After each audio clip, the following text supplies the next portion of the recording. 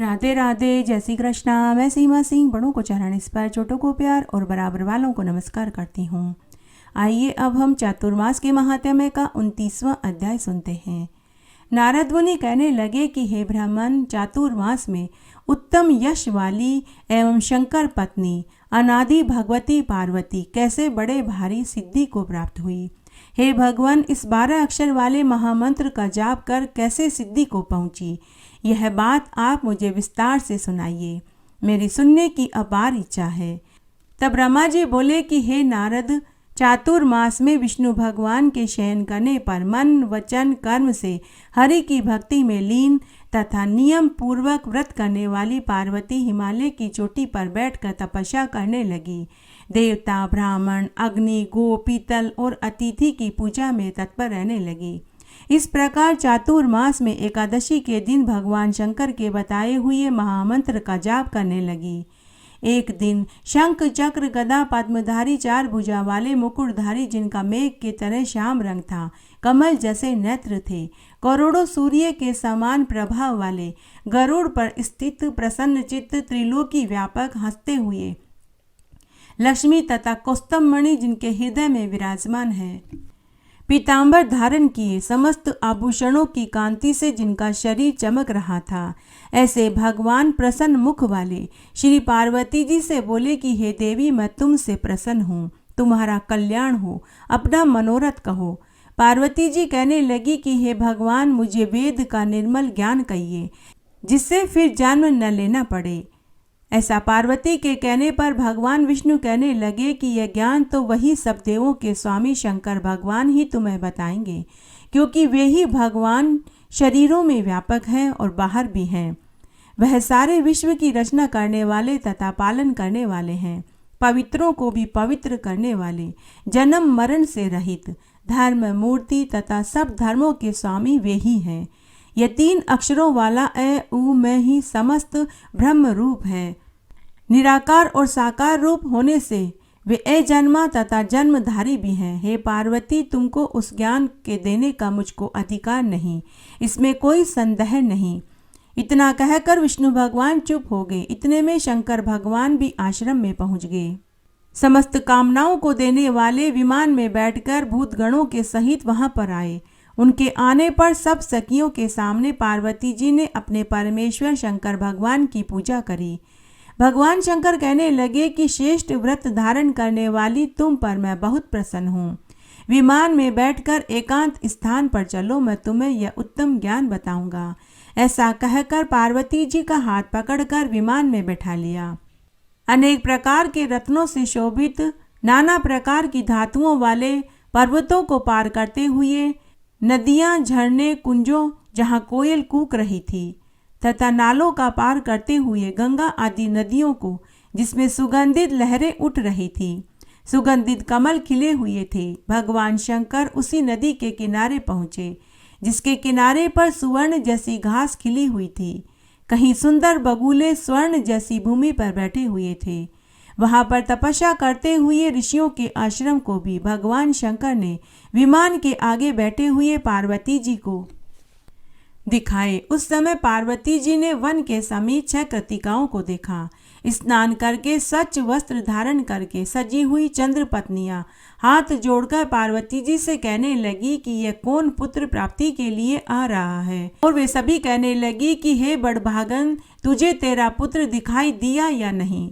तब पार्वती जी कहने लगी कि यदि मेरे भाग्य में पुत्र होगा तो अवश्य मेरी गोद में खेलेगा, यदि भाग्य में ही नहीं होगा तो पुत्र सुख कहाँ से प्राप्त होगा। आप जैसी देवियों को ऐसी हंसी नहीं उड़ानी चाहिए, परंतु आपके मुख से मैंने पुत्र का नाम सुना तो सही, परंतु यह तो बतलाइए कि आपका आगमन यहाँ कैसे हुआ। तब कृतिकाएं बोली कि हे सुंदरी, तेरे धरोहर रखे हुए पुत्र को तुझे देने के लिए ही मैं यहाँ आई हूँ। चातुर्मास में दक्षिणायन सूर्य होने पर इस देवी की नदी में स्नान करने के लिए भी यहाँ पर आई है। पार्वती जी कहने लगी कि सखियों, यह मजाक का समय नहीं, हंसी तो एकांत के स्थान पर ही करनी चाहिए। तब कृतिका कहने लगी कि हे देवी, 3 लोकों को शोभित करने वाली हे देवी, हम सत्य कहते हैं। इन वृक्षों के समूह में स्थित बालक को देखो और इसे स्वीकार करो। कृतिका के वचनों को सुनकर पार्वती जी कुछ आश्चर्य में पड़ गई और अपने तेज से चमकते हुए 6 मुख वाले बालक को देखा। उसका रूप दिव्य शोभा वाला करोड़ों बिजलियों की चमक के समान था। उस अग्निपुत्र गंगापुत्र महाबलवान कार्तिकेय को पार्वती जी हे पुत्र ऐसा कहकर गोद में लेकर कहने लगी कि हे पुत्र चिरंजीव हो, चिरकाल तक प्रसन्न रहो तथा अपने बंधु बांधुओं को भी चिरकाल तक आनंद देते रहो। ऐसा कहकर उन्होंने बालक का खूब आलिंगन किया और उसके मस्तक को चूमने लगी। कार्तिकेय भी बड़े प्रेम से शंकर भगवान को प्रणाम करके शांत मन से आत्मा में प्रसन्न होकर हाथ जोड़कर खड़े हो गए।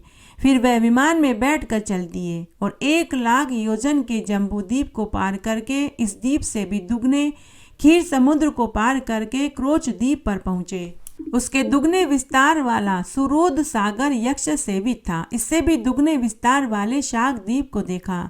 यह शाक द्वीप बड़ा ही उत्तम धर्म के 4 पैरों वाला सिद्धों से सेवित था। उससे आगे उससे भी दुगना शालमली द्वीप था और आगे दही का समुद्र था जिसमें बड़े तपस्वी साध्य लोग रहते हैं। फिर प्लक्ष द्वीप और उससे भी दुगना क्षीर सागर है जिसमें ऋषि महर्षि निवास करते हैं।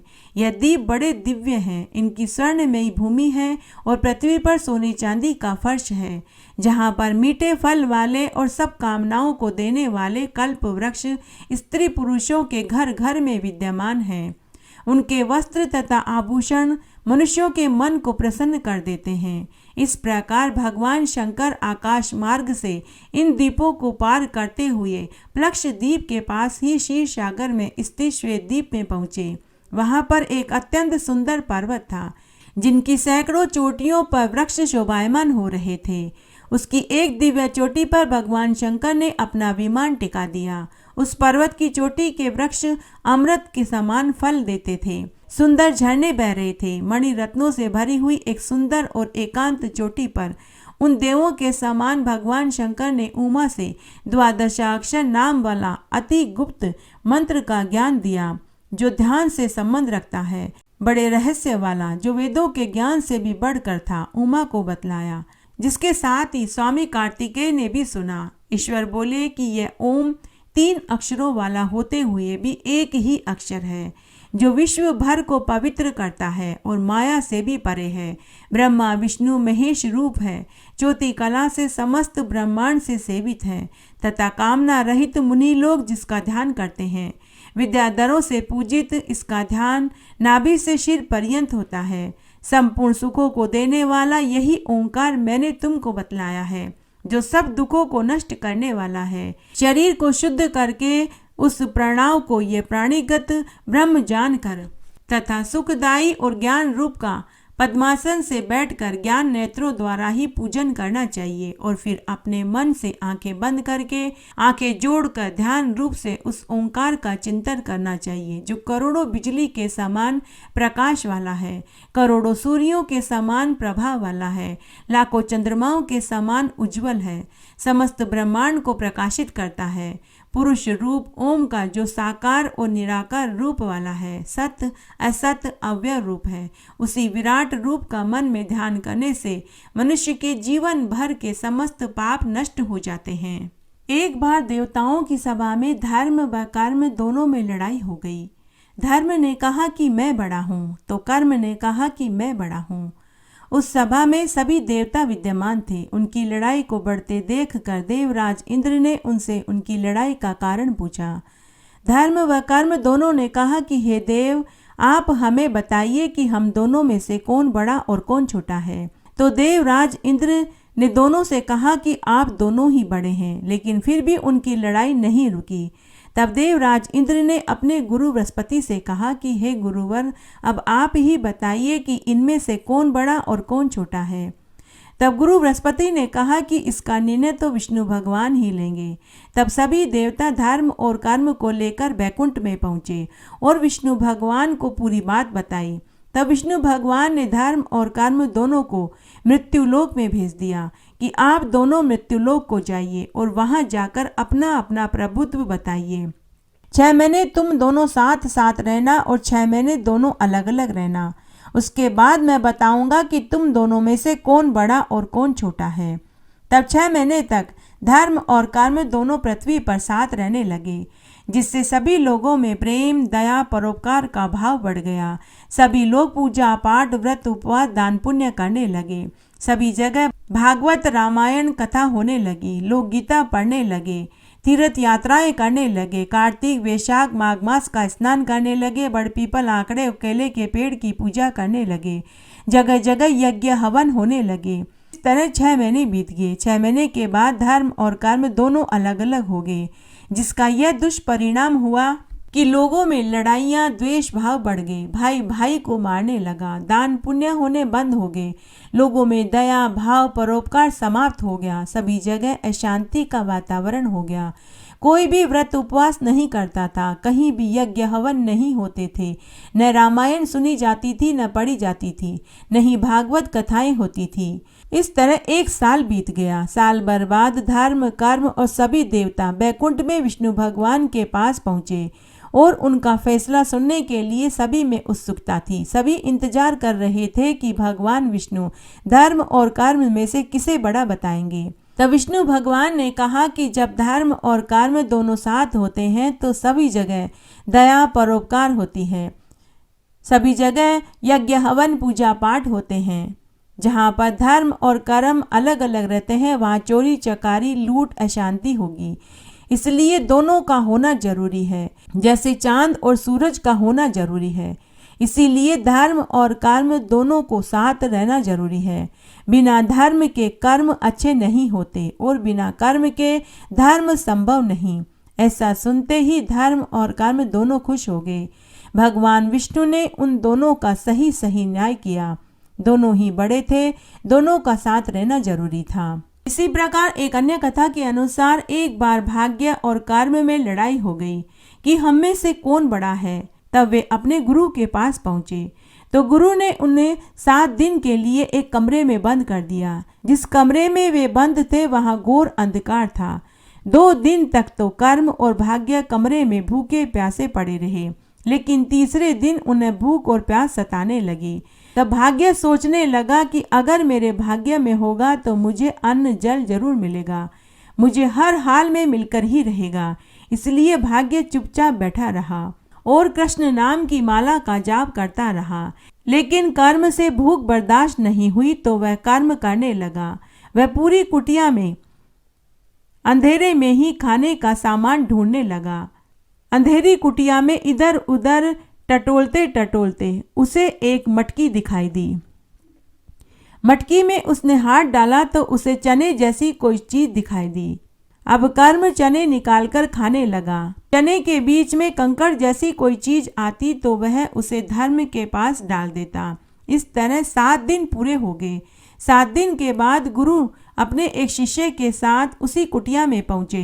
तब गुरु अपने शिष्य के साथ कुटिया में गए और दरवाजा खोला तो गुरु ने देखा कि कर्म खुश नजर आ रहा था, क्योंकि उसकी भूख शांत हो चुकी थी। फिर गुरु ने धर्म को देखा तो उसके आगे हीरे पन्नों का ढेर लगा हुआ था। धर्म के आगे हीरे पन्ने का ढेर देखकर कर्म को बड़ा आश्चर्य हुआ, क्योंकि कर्म जिन चनों को खा रहा था और जिन्हें वह कंकड़ जैसी चीज समझकर भाग्य को दे रहा था, वह कंकड़ नहीं बल्कि सच्चे हीरे मोती थे। तब गुरु ने कर्म व भाग्य दोनों से कहा कि तुम दोनों में न कोई बड़ा है न ही छोटा। अगर भाग्य अच्छा है तो उस व्यक्ति के कर्म अच्छे होते हैं, अगर भाग्य साथ न हो तो व्यक्ति के कर्म भी बुरे होते हैं। इस तरह गुरु ने कर्म और भाग्य को उनकी महिमा बताई। इसलिए मनुष्य को कर्म करते रहना चाहिए, क्योंकि अगर मनुष्य के भाग्य में राजयोग लिखा है तो उसे मिलकर ही रहेगा, और अगर इंसान के भाग्य में दरिद्रता का योग है तो वह चाहे कितने ही कर्म करे उसे कभी लक्ष्मी जी की प्राप्ति नहीं होगी। अतः कर्म, भाग्य और भक्ति, इन तीनों को मनुष्य अगर अपने जीवन में अपनाता है तो उसे कोई हरा नहीं सकता। इसलिए गुरु ने कहा कि कर्म और भाग्य तुम दोनों में से न कोई बड़ा है न छोटा, तुम दोनों ही बराबर हो। प्राचीन काल में विंध्याचल पर्वत पर एक बहेलिया रहता था जिसका नाम क्रोधन था। वह बड़ा ही क्रूर, निर्दयी और नास्तिक प्रवृत्ति का था। उसका काम चोरी चकारी करना, लूटपाट करना और निर्दोष जीव जंतु पशु पक्षियों को मारकर खाना था। वह जुआरी और शराबी और मांसाहारी था। पूरा जीवन उसका गलत संगत में ही बीता था। जब एक रात को वह सो रहा था तो उसने देखा कि यमदूत उसे मुकद्दरों से मारते हुए लेकर जा रहे थे और नरक में डालकर उसे कठोर यातनाएं दे रहे थे कि तभी उसकी नींद खुल गई। स्वप्न देखकर वह डर गया। वह समझ गया कि उसका अंत आने वाला है। वह उसी क्षण उठा और अंगिरा ऋषि के आश्रम में पहुंच गया और अंगिरा ऋषि के चरणों में गिरकर करुण रुदन करने लगा और बोला कि हे महर्षि, मैंने पूरी उम्र पाप कर्म किए हैं, कभी कोई धर्म का काम नहीं किया, हमेशा बुरे कर्मों में लीन रहा। हे ऋषिवर, आप कोई ऐसा उपाय बताइए कि मुझे मुक्ति मिल जाए, मेरे जीवन भर के पाप धुल जाए। ऐसा कहकर वह अंगिरा ऋषि के चरणों में गिर पड़ा। तब अंगिरा ऋषि को उसके ऊपर दया आ गई। अंगिरा ऋषि उसकी सत्यता से प्रसन्न हो गए और अंगिरा ऋषि ने कहा कि हे वत्स, तूने मेरे सामने सत्य वचन कहे, इससे मुझे प्रसन्नता हुई। तूने अपने जीवन में घोर पाप किए हैं, लेकिन मैं तुझे एक ऐसा व्रत बताता हूँ जिसके करने से तेरे जीवन भर के सभी पाप धुल जाएंगे। तुझे मरने के बाद मोक्ष की प्राप्ति होगी। हे वत्स, चातुर्मास लगने वाला है। तू पूरे 4 महीने में सुबह जल्दी उठकर स्नान कर, सूर्य नारायण भगवान को अर्घ्य दे और पवित्र नदियों, मंदिरों, ब्राह्मण के चबूतरे और तालाब के किनारे, देव वृक्षों के नीचे रोज सरसों के तेल का दीप दान कर। ऐसा करने से तेरे जीवन भर के सारे पाप धुल जाएंगे। तब क्रोधन ने अंगिरा ऋषि से चातुर्मास के व्रत और स्नान की पूरी विधि जानी। उसके बाद क्रोधन ने अंगिरा ऋषि की बताई विधि के अनुसार पूरे चातुर्मास में स्नान, व्रत और पूजा पाठ करने लगा। चातुर्मास के स्नान, व्रत और पूजा पाठ करने से उसके जीवन भर के पाप कर्म छूट गए और मरने के बाद उसे विष्णुलोक की प्राप्ति हुई। घटती हो तो पूरी हो, पूरी हो तो परवान चढ़े, भूले बिसरे नाम तेरे भंडार में भरे। इस तरह आज हमने चातुर्मास का 29वां अध्याय सुना। आशा करती हूँ यह आपको जरूर पसंद आएगा। मेरे साथ बने रहने के लिए आपका धन्यवाद। आगे आने वाली कथा कहानियों के लिए भी आप इसी तरह मेरे साथ बने रहें। धन्यवाद।